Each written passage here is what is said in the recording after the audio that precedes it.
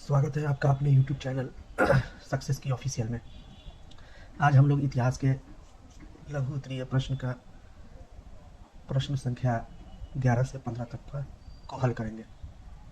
Question number 11 है कि जैन धर्म के 5 सिद्धांत कौन से थे। क्वेश्चन नंबर 11 है कि जैन धर्म के 5 सिद्धांत कौन से थे।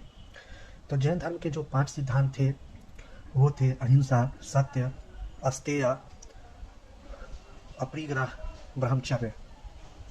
तो इसका आंसर हम लोग लिखेंगे कि जैन धर्म के 5 सिद्धांत निम्न है। 1 नंबर में है अहिंसा, 2 नंबर में है सत्य, तीसरे नंबर में है अस्तेय, चौथे नंबर में है अपरिग्रह और 5वें नंबर में है ब्रह्मचर्य। अहिंसा क्या है? अहिंसा बताया गया है कि किसी भी जीव को चोट न पहुंचाना, किसी भी जीव के साथ मारपीट न करना, ये अहिंसा कहलाता है। दूसरा नंबर है सत्य। सत्य के मतलब होते हैं सदा सही बात बोलना, कभी भी झूठ नहीं बोलना, ये सत्य को बताता है। तीसरा नंबर पे है अस्तेय। अस्तेय कहते हैं कि चोरी नहीं करने को अस्तेय कहते हैं, यानी कि किसी भी चीज़ हो, व्यवसाय में हो और ऐसे भी हो, किसी हमें चोरी नहीं करना, इसी को अस्तेय कहते हैं। चौथा नंबर है अपरिग्रह। अपरिग्रह के मतलब है संपत्ति का संचय न करना, यानी संपत्ति का जमा न करना। और 5वां है ब्रह्मचर्य। ब्रह्मचर्य का मतलब है कि विवाह न करना। ये 5 सिद्धांत है जैन धर्म के। अगला क्वेश्चन है आपका 12 नंबर क्वेश्चन है कि बुद्ध द्वारा प्रतिपादित अष्टांगिक मार्ग कौन थे। बुद्ध द्वारा प्रतिपादित अष्टांगिक मार्ग कौन थे। तो इसका उत्तर होगा कि दुख से मुक्ति के 8 उपायों को बुद्ध ने अष्टांगिक मार्ग कहा है। यानी कि जो भी हमको कष्ट होता है, पीड़ा होता है, जीवन में जो भी हमें दुख होता है, इससे बचने के, इससे मुक्ति से, इससे छुटकारा पाने के 8 उपाय महात्मा बुद्ध ने बताए हैं।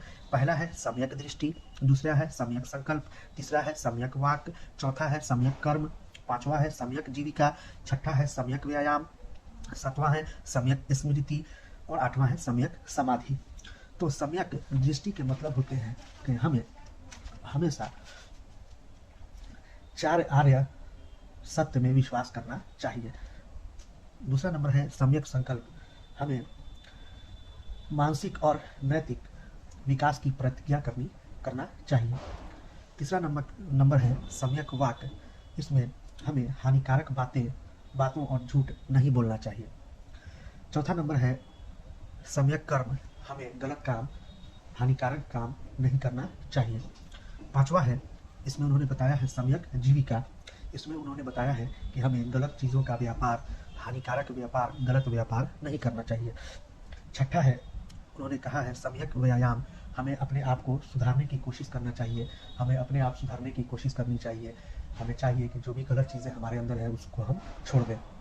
उसके बाद है सम्यक स्मृति, इसके अंदर उन्होंने बताया है कि स्पष्ट ज्ञान से देखने की मानसिक योग्यता पाने की कोशिश करना। हमें चाहिए कि हम स्पष्ट ज्ञान से देखने की मानसिक योग्यता पाने की कोशिश करें। और 8वां नंबर है सम्यक समाधि, इसके अंदर उन्होंने बताया है निर्वाण पाने को बताया है और स्वयं को गायब होना बताया है। तो इस तरह से हम क्वेश्चन होगा कि बुद्ध द्वारा प्रतिपादित अष्टांगिक मार्ग कौन थे। तो इसका आंसर हम लोग लिखेंगे कि दुख से मुक्ति के 8 उपायों को बुद्ध ने अष्टांगिक मार्ग कहा है। वो ये है, 1 सम्यक दृष्टि, दूसरा सम्यक संकल्प, तीसरा सम्यक वाक्य, चौथा सम्यक कर्म, 5वां सम्यक जीविका, 6ठा सम्यक व्यायाम, 7वां सम्यक स्मृति और 8वां है सम्यक समाधि। अगला क्वेश्चन है 13 नंबर क्वेश्चन है कि स्तूप क्या होता है। 13 नंबर क्वेश्चन है कि स्तूप क्या होता है। तो आप सभी घूमने गए होंगे, राजगीर हो, वैशाली हो, घूमने गए होंगे, तो आप लोगों ने स्तूप को अच्छी तरह से देखा होगा। तो इसका आंसर हम लोग लिखेंगे कि स्तूप का शाब्दिक अर्थ ढेर होता है। यह एक गोल टीले के आकार की संरचना है जिसमें पवित्र बौद्ध अवशेष रखे जाते हैं। ऐसी मान्यता है कि यह स्थान कभी बौद्ध प्रार्थना स्थल होते थे। इन्हें स्मृति स्वरूप बनाया जाता था, यानी बौद्ध धर्म से कोई भी चीजें जुड़ी हुई चीजों पर स्तूप बनाया जाता था, स्तूप का निर्माण किया जाता था। और इसको इसलिए बनाया जाता था कि इससे उसका संबंध वो महात्मा बुद्ध से था और उनको याद रखने के लिए स्तूप बनाया जाता था। 14 नंबर क्वेश्चन है आपका कि आईना अकबरी क्या है। यह कितने भागों में विभाजित है। आईना अकबरी क्या है, यह कितने भागों में विभाजित है। तो हम जानते हैं कि आईना अकबरी जो है वो अबुल फजल, जो अकबर के 9 रत्न में से एक थे और दरबारी इतिहासकार भी थे, उनके द्वारा फारसी भाषा में रचित अकबरनामा का एक भाग है। इसमें इसको 5 भागों में बांटा गया है। तो इसका आंसर हम इस प्रकार लिखेंगे कि आईना अकबरी अबुल फजल द्वारा फारसी भाषा में रचित अकबरनामा का ही एक भाग है। इसमें अकबर के दरबार, उसके प्रशासन के बारे में चर्चा की गई है। आईना अकबरी 5 भागों में विभाजित है। इसके पहले भाग में हमें राज दरबार और अकबर के पूर्वजों, दूसरे भाग में प्रशासन और सेना, तीसरे भाग में देश की खेती तथा चौथे और 5वें भाग में धर्म और संस्कृति के विषय में बताई गई है। फिर समझते हैं कि आईना अकबरी क्या है। आईना अकबरी जो है अबुल फजल द्वारा फारसी भाषा में एक पुस्तक लिखी गई जिसका नाम था अकबरनामा। ठीक है, अकबरनामा के 3 भाग थे, उसी 3 भाग में से तीसरा भाग जो है उसे कहा गया आईना अकबरी। इसमें और आईना अकबरी को 5 भागों में विभाजित किया गया है। इससे आपके ऑब्जेक्टिव क्वेश्चन भी आएंगे कि आईना अकबरी को कितने भागों में बांटा गया है। तो अच्छी तरीके से याद रखेंगे कि आईना अकबरी को 5 भागों में बांटा गया है, जबकि अकबरनामा को 3 भाग में बांटा गया है। आपका 15 नंबर क्वेश्चन है कि अकबर के काल में कर यानी टैक्स निर्धारण की कितनी प्रणालियां थी। अकबर के काल में कर यानी टैक्स निर्धारण की कितनी प्रणालियां थी। तो हम इसका आंसर लिखेंगे कि आईना अकबरी में अकबर द्वारा कर टैक्स निर्धारण की 5 प्रणालियों का उल्लेख मिलता है। आईना अकबरी से ही हमें इसका उल्लेख मिलता है, जो निम्न है। पहला है गल्ला बख्शी, दूसरा है जब्ती प्रणाली, उसी को टोडर वन प्रणाली भी कहते हैं, तीसरा है दहसाला, चौथा है कनकूद और 5वां है नस्क।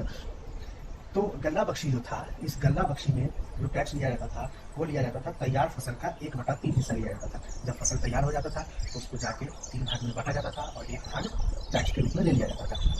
दूसरा है जब्ती प्रणाली या उसी को टोडर वन प्रणाली कहते हैं। तो जब्ती प्रणाली और टोडर वन प्रणाली में जमीन को 4 हिस्सों में बांट कर तो उसके हिसाब से 1/3 निर्धारित कर दिया गया है।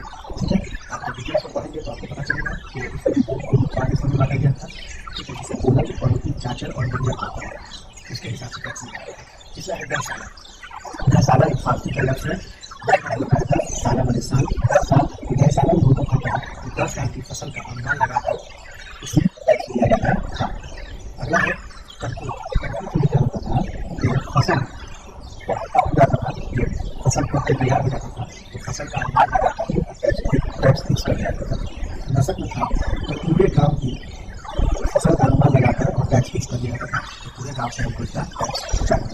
तो ये थे आपके 11 से 15 नंबर तक के क्वेश्चन। चलिए हम देखते हैं 15 नंबर क्वेश्चन का जैसा क्वेश्चन है अकबर के काल में कर निर्धारण की कितनी प्रणालियां थी। उत्तर लिखेंगे आईना अकबरी में कर टैक्स निर्धारण की 5 प्रणालियों का उल्लेख मिलता है। ये जब्ती प्रणाली या उसी को टोडर वन प्रणाली भी कहते हैं। तीसरा है दहसाला, चौथा